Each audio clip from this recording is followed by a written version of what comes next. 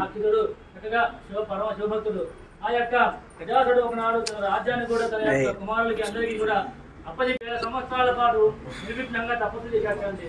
తిండి నిద్ర ఆహారాలు మొత్తం మానేసి శివుడు కోసమే నాకు శివుడే కావాలి ఇంకేం వద్దనుకుని ఆ మహానుభావుడు చక్కగా అలాగా 10,000 సంవత్సరాలు కఠోర తపస్సు చేశాడు.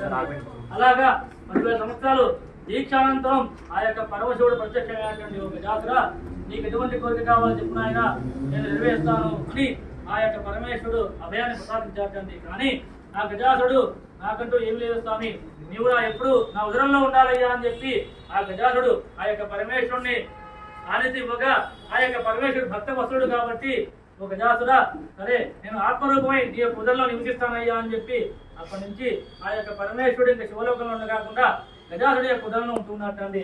కానీ నయం చేయడానికి శివుడు లేడు, కానీ ఆ యొక్క ప్రజలందరూ కూడా పుట్టున్నారు కానీ ఎవరో మరణం చెందట్లేదు. పాపం పెరిగిపోయింది. ఇంకా ఆ యొక్క పార్వతీమాత కూడా ఇంకా పరమేశ్వరుడు ఎక్కడున్నాడా అని తెలియక ఆమె కూడా ఆ యొక్క విష్ణుమూర్తి గురించి తపస్సు చేసిందండి.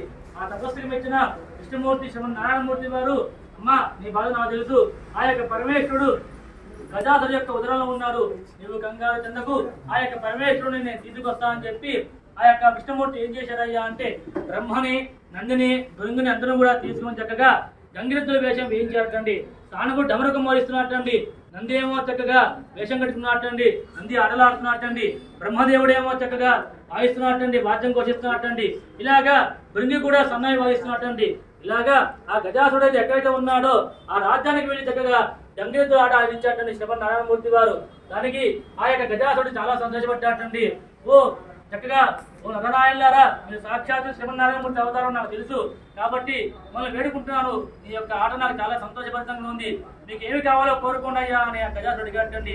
మాకేం లేదయ్యా, నీ ఉదరంలో పరమశివుడు నివసించి ఉన్నాడు, ఏమీ లయం అవ్వడం లేదు, ఆ మహానుభావుడు పైన వస్తే గానీ మాకు ఏమవుతుందని చెప్పి శ్రీమన్నారాయణమూర్తి వారు చెప్పగానే అప్పుడు ఆ గజాసుడు ఓహో నాకు ఇవ్వాలా, ఇంకా మరణం ఆశైంది కాబట్టి ఆ పరమశివుడిని మీరే ఎలాగ తీసుకోండి అని చెప్పేసరికి ఆ శ్రీమన్నారాయణమూర్తి ఏం చేశారయ్యా అంటే ఆ నందిని ఆజ్ఞాపించేశాటండి.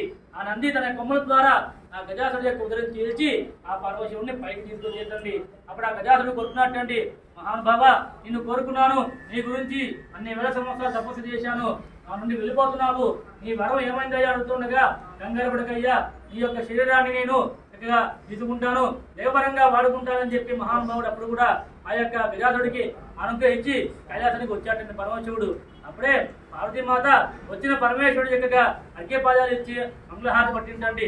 తర్వాత కొంతకాలానికి ఆ పార్వతీమాత కూడా నాకు కూడా అందరిలాగా సంతానం కలిసి సంతోషంగా స్వామి అని చెప్పి ఆ పరమశివుని వెళ్ళిపోగా పార్వతి చక్కగా మనం కూడా దేవతలం కాబట్టి మనకి రూపాలు ఉండవు కాబట్టి నువ్వే ఒక ప్రతిమ చేసుకుని ఆ ప్రతిమకి నీ యొక్క శక్తి ధారపోసి ఒక పాలకుని తయారు చేసుకోమని చెప్పగానే ఆ యొక్క పార్వతీమాత చక్కగా చిన్న పసుముతో ఒక పాలకుని తయారు చేసి తన ఉన్న శక్తి కూడా ధారపోసి ఆ బాలకునికి ప్రాణం పోసి చక్కగా ఆ యొక్క బాలకుడికి చక్కగా గజానుడే పేరు వినాయకుడు అనే పేరు పెట్టుకున్నటువంటి వినాయక అని నామధేయం చేసుకుని ఆ పార్వతీమాత తన యొక్క ద్వారం నింద వచ్చి బాబును వెళ్ళిపోయిందండి.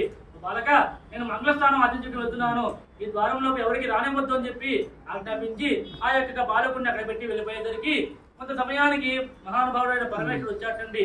కానీ ఆ బాలకుడిని చూసిన పరమేశ్వరుడు ఈ బాలకుడికి ఇంకా త్వరలో గజరూపం ఉంది కానుక ఈ బాలకుడిని నేను శిరస్సును ఖండిస్తా అని చెప్పి ఆ పరమేశ్వరుడు ఏం చేశాడయ్యా అంటే తన త్రిశూలంతో బాలకుడి యొక్క శరీరంలో ఉన్న తలని విడిభాగంగా తీసివేటాడండి.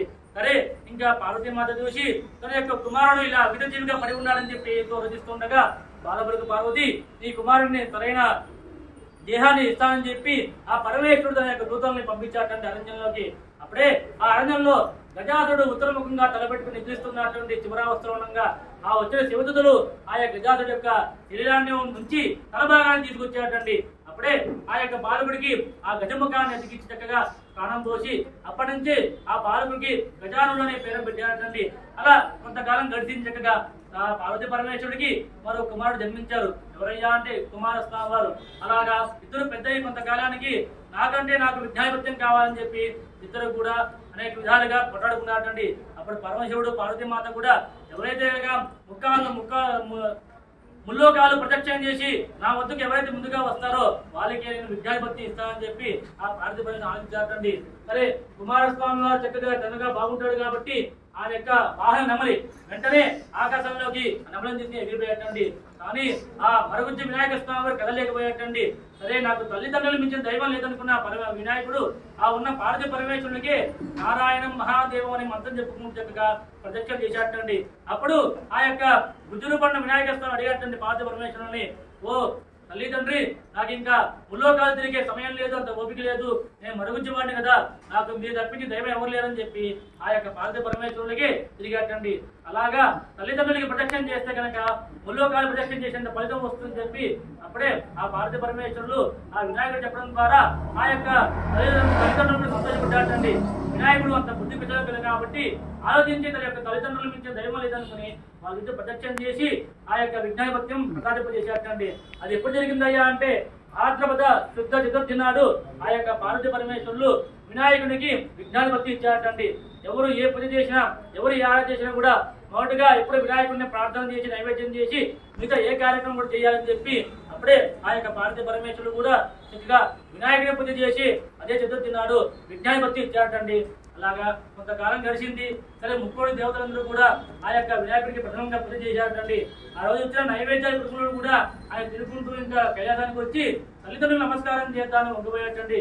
కానీ అప్పటికే ఆయన కడుపారా కుడుములు ఉండా తినేసరికి వంగలేకపోతున్నట్టు చేత శివుడి నెత్తి మీద ఉన్న చంద్రుడు చూసి అపహాసంగా నవ్వాటండి. గుజ్జు రూపంలో ఉన్నాడు, ఇంత పొట్ట ఉంది, ఆయన వంగగలడా, నమస్కారం చేయగలడా అని చెప్పి అపహాసంగా నవ్వేసరికి ఆయనకి దిష్టి తగిలి ఆయన చిన్న ఉండాలు కూడా కడుపు ఉదరం పగిలిపోయి బయటకు వచ్చేసి ఆయన మృత్యువాత పడ్డాటండి. అప్పుడే పార్వతీమాత కోపం కలిగి, ఓ చంద్రదేవ, నీ వల్ల నా కుమారుడు మరణించాడు కనుక నీకు శాపం ఇస్తున్నాను, పౌర్ణనాడు పెరుగుతావు, అమావాస్య ముందు నువ్వు తరుగుతావు, ఇదే నా శాపం. ఎవరైతే భాద్రపద చతుర్థి నాడు నిన్ను చూస్తారో వారికి కష్టాలు కలుగుగాక, అనేక విధాలుగా కలగం కలుగుగాక అని